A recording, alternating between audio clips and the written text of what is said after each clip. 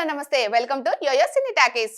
Big Boss season 8 లో మొదటి వారమే నిఖిల్ టైటిల్ ఫేవరెట్ గా మారిపోయాడు. కానీ ఎప్పుడైతే సోనియాతో క్లోజ్ గా ఉంటున్నాడో అప్పటి నుంచి నిఖిల్ ఆట గ్రాఫ్ పడిపోయింది. అయినా పైకి లేచి ఆడి టైటిల్ ఫేవరెట్ లోకి వచ్చిన ప్రతిసారి కూడా సోనియా విషయంలో నిఖిల్ వీక్ అవుతున్నాడు. ఎందుకంటే టాస్కుల విషయంలో అతని కింగ్, అందులో ఎలాంటి సందేహం లేదు.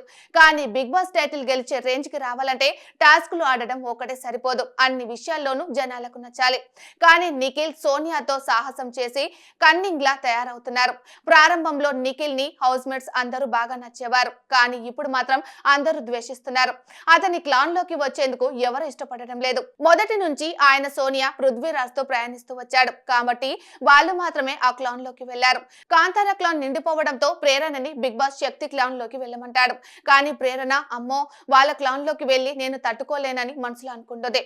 నేను వెళ్ళలేను, నా పేరు చివర్లో పిలవండి, అప్పుడు చాయిస్ నాది అవుతుంది కాబట్టి నేను కాంతారా టీమ్ లోకి వెళ్తాను అని అంటుంది. చివరికి మణికంఠ కూడా నిఖిల్ క్లాన్ లోకి వెళ్లాలని కోరుకోడు.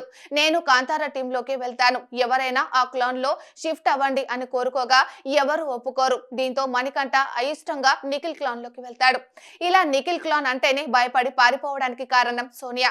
పేరుకి నిఖిల్ చీఫ్, కానీ ఆ క్లాన్ లో ఆయన సోనియా చేతిలో ఆటబొమ్మ.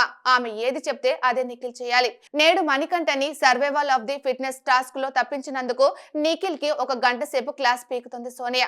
ఇది టెలికాస్ట్ లో చూపించలేదు, కానీ లైవ్ లో మాత్రం చూపిస్తారు. సోనియా నిఖిల్ తో మాట్లాడుతూ నేను యష్మిని తొలగించమని నీకు సిగ్నల్ కూడా ఇచ్చాను కదా, ఎందుకు తొలగించలేదు, మణికంఠని ఎందుకు తొలగించావని అంటుంది. అప్పుడు నిఖిల్ నా మనసులో కూడా యష్మి పేరునే చెప్పాలని ఉంది, కానీ మణికంఠనే గేమ్ నుండి తప్పుకుంటానని చెప్పాడు.